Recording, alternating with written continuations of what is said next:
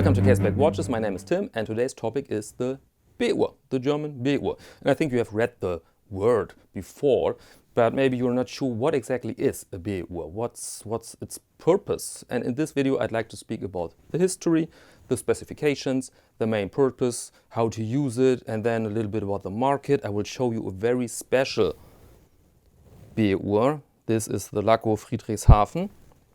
And yeah, this is the content for this video. But first let's clarify what is a B-Uhr. And it's very simple. Excuse me. The B is an abbreviation for Beobachtung, which is the German word for observation. And Uhr is German for watch. And so you have it observation watch. Very simple. And please don't confuse this with the Wehrmachtsuhr. I've made a video about the Wehrmachtsuhr. Rather simple timepiece for the common soldier to tell the time.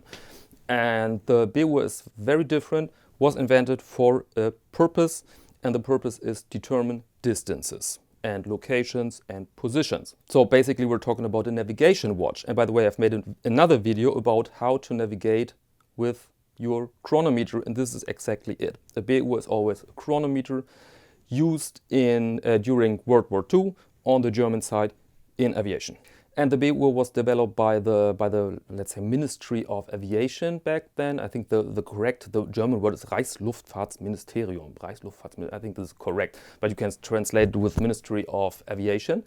And they had certain specifications to fulfill, pretty hard specification, and so only the top-notch manufacturers could build that watch. And during World War II, those were Lange Söhne, Laco, Stowa, Wempe on the German side, and the Swiss company IWC.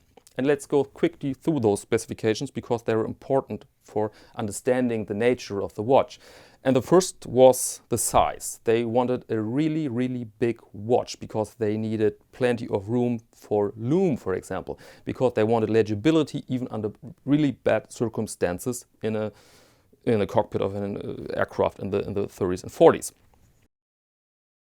Then they wanted a hackable movement, a chronometer movement, and they tested this. Every B-watch or B-Uhr had to pass a certain test. And they wanted an onion crown so that you can manipulate the watch with gloves on. They wanted a certain dial design or layout. They wanted the minutes instead of the hours. So you can see here that the minutes are really, really big and prominent, and the hours are rather small. And I think this was handy for the navigator because he had to make some calculations, some corrections with minutes, and so I think it was very handy for him to see very easy the minutes instead of the hours. Okay, those were the specifications, and now let's imagine the work in the cockpit with the watch.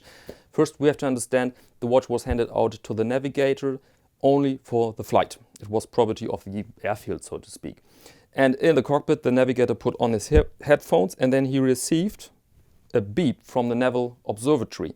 And this observatory, by the way, you can see here on this old image. It was in my hometown, Hamburg, only a few kilometers away from my apartment. But unfortunately, it didn't survive the war. And today you can find there a rather cheap hotel for tourists. And the beep was a signal to set the time. And that's why it was so important that the movement is hackable, so you can stop the seconds. Okay? So then he had a very precise time. Takeoff, and then he worked together with a pilot. And this is a common misconception that the pilot was wearing the B-Uhr. And this is wrong. The navigator was the man with the B-Uhr, and the pilot was the man with a chronograph made by Tutima or Hanhart. And then they worked together. Let's imagine the navigator said to the pilot, okay, we have reached point such and such, and now we have 180 seconds to the drop zone. And then the pilot or the guy who controlled the bombs set his chronograph to determine those 180 seconds until the drop. And so there was a very advanced and, to be frank, very deadly cooperation between the navigation watch and the chronograph, or the navigator and the pilot. And by the way, please watch the video how to navigate with the chronometer. I don't recommend this necessarily because it's my video, but I think it's important. It provides the big picture then. And then you have a really big picture with chronometer navigation, and then it's all in front of you. I think it's interesting and it's important if you are interested in comprehensive knowledge of the watch world. Okay, let's go in the lightbox. Let's check this one, the Laco Friedrichshafen. And after the lightbox, please stay with me. I will talk then a little bit about numbers, the market, the prices, and yeah, such topics. Okay, here we are with our Laco Friedrichshafen. And the first thing you may notice that this the case is bronze, made of bronze, and I really like this decision because it adds something to the watch. I mean, at the end, we're talking here about a military timepiece. We're talking about a device with one purpose, and this is to deliver death and destruction over civilians sometimes with great precision. And yeah, dead serious timepiece, literally dead serious. And this material here adds something a little bit funny to the watch. I think it's more fun to wear that way because you can see there's some steampunk in it. I think this adds some a civilian quality, so to speak, to the watch. And so I really like this decision. I really like that they've opted for bronze. And the fun thing, of course, with bronze is that you can polish it a little bit without destroying the material. You can use, let me show you this, you can use a cloth and your breath, and then you can rub here. I try to do it on the luck here a little bit, so maybe you can see the effect. See that the luck is a little bit more bright now. And I really like that. This is really enjoyable to do. But of course, if you wear this piece on a daily basis, then your day will polish the patina. And it's slightly smaller than the original. The original B-Uhr comes with 55 millimeters, always 55 millimeters.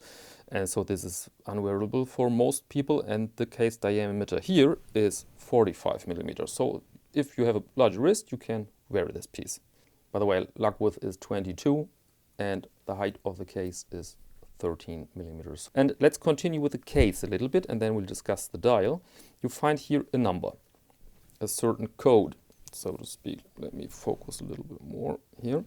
Here you have it, this FL23883, and this, the FL stands for Flieger, the 23 is for navigation, and 883 is the number of requirement given out by the Ministry of Aviation or the Reichsluftfahrtministerium.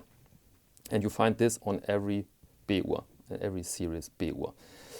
And here you have the onion crown, makes it easy to manipulate the watch, and the case back is stainless steel. This is very wise because I don't know if it's a good idea to have bronze on your naked skin all the time.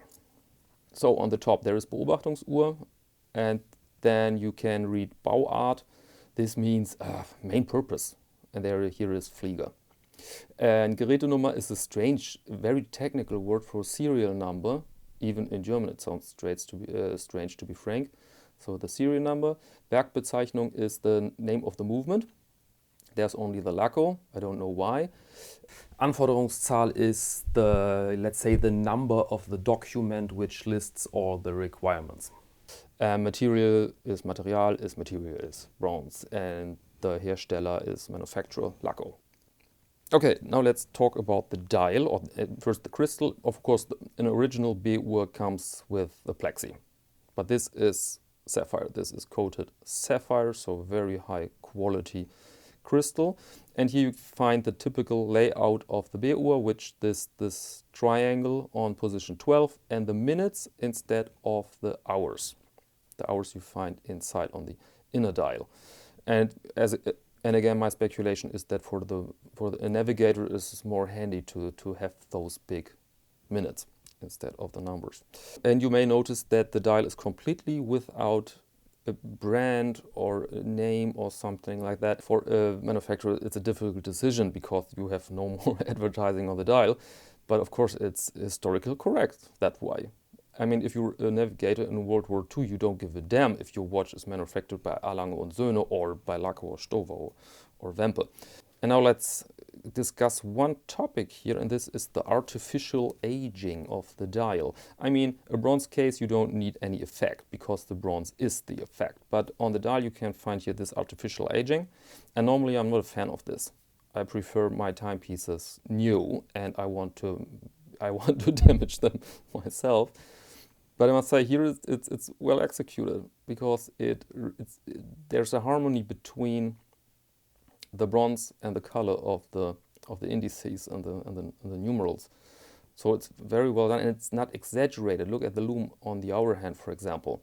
This looks a little greenish, brownish, but not exaggerated. And what I really like here is that the minute hand and the hour hand, the amount of aging is different. See that?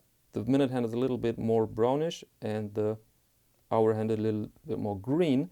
And I really like that. Really like that. It doesn't look so artificial. It looks natural, in fact. And so, yeah, well done. Okay, a few sentences about the movement. This is an ETA 2824-2 Elaboré, which means it's a very advanced ETA and regulated and runs as a chronometer. So very high quality movement. And normally it comes with a date. But of course we have here our military simplicity, and so we don't need the date. It provides hand winding, as you can see. It's hackable, as I explained, important for the original use.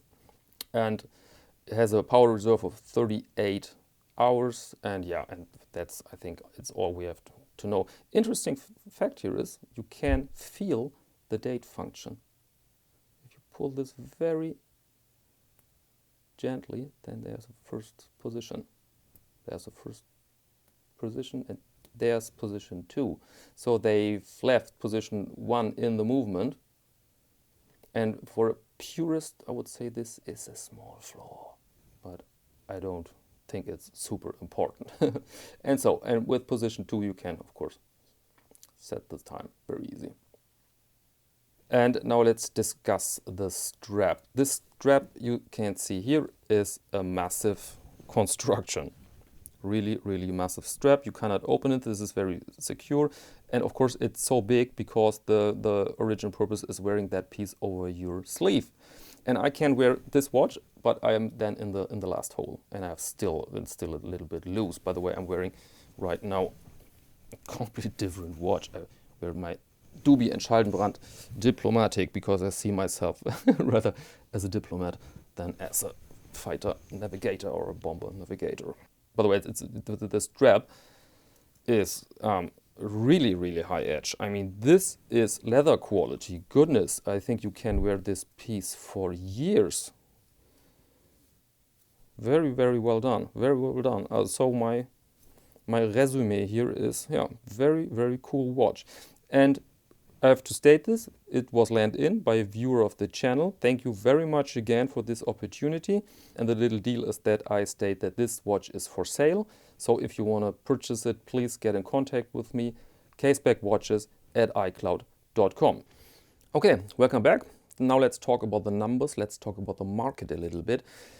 Unfortunately, we don't know the exact amount of watches they've produced during World War II. We know that only Lange and Söhne produced about 12,000 pieces, and so, but there were the other 5 manufacturers, so maybe then, what is it, 30,000, 40,000, 50,000 pieces? Could be possible. I mean, I'm speculating now a little bit, but those are the dimensions. And so we see that this watch is not exactly a super rare piece, definitely not.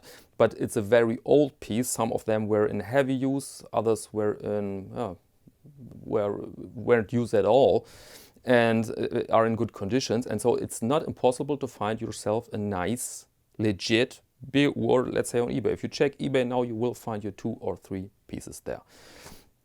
The problem is the price. They're really, really expensive. They're seen as highly collectible, and if you find your Stowa or Laco in good condition on eBay, then you will see the price tag and it will tell you 4,000 euros. Or something like that, or even 5,000 euros, which is roughly 5,500 US dollars. I'm not really sure if those prices aren't fiction. Not really sure. I mean, we see this sometimes with vintage watches, that you see all the time those really, really scary prices, but those prices don't lead to any deal then. So you can see this $5,000 watch next week there, and the next month, and the next year. And if your watch, if you see a B-Uhr produced by Lange and Söhne, then the sky is the limit. You can find them on Chrono24 for 20,000 US dollars. No problem with that. And is it worth that money? I don't know. I simply don't know. I think it depends on you. If you are the hardcore collector of World War II items or aviation items or World War II aviation items or World War II aviation items made by Lange Söhne, maybe then it's definitely worth the money. But for a normal guy, I don't know. If you're only interested in aviation and in B-Uhr, I doubt it. And luckily the German manufacturers realized that there is a demand for homage watches, homage B-Uhr. And fun fact here, all those 4 manufacturers of B-Uhr are still in business. And so you can buy today your slightly modified B-Uhr like the Laco Friedrichshafen. And again, the watch is for sale only in Europe. I'm very sorry if you are in the United States and you think now, whoa, this could be the watch for me. The reasons are customs, as always. This is annoying, but we can't go through customs in a legal way. Luckily, I found on Amazon.com, I found a Laco, a very puristic entry-level B-Uhr made by Laco with every classic feature of a B-Uhr. It's on Amazon, it's affordable. I think the price was $400 US, and so you can find an affiliate link in the description. Stop, I've forgotten something. I can't show you the box because this is interesting. I mean, often the watch boxes are super annoying. I don't understand those people who find it very important that the watch comes with a box. I had a guy who wanted to buy a Longines from me, and where's the box? Where's the box? And it was a cheap cardboard thing. I threw it away months ago. But this Laco box is special in a way. Can I show you this? I mean, this is the outer box. This is not very interesting. But the inner box is something, I must say. This is some sort of aged wood. And you can see here, Laco founded 1925. With a nice pusher here. And this is really a substantial box. Really nice, really well done. Here you have the paperwork. And yeah, everything there. Really, really nice. And a really solid, massive metal here. So it's a cool piece. Cool piece. Very rare that you have a good watch box. I mean, imagine Rolex with those cardboard shit. So, quite a different box. Okay, that's all I can say about the German B-Uhr. Little disclaimer, I'm not a historian. And so if you want to add something, if you want to correct something, if you have more information, if you have other opinions on the topic, then please don't hesitate, post it in the comments. And now let me thank you very much for your attention and maybe until next time.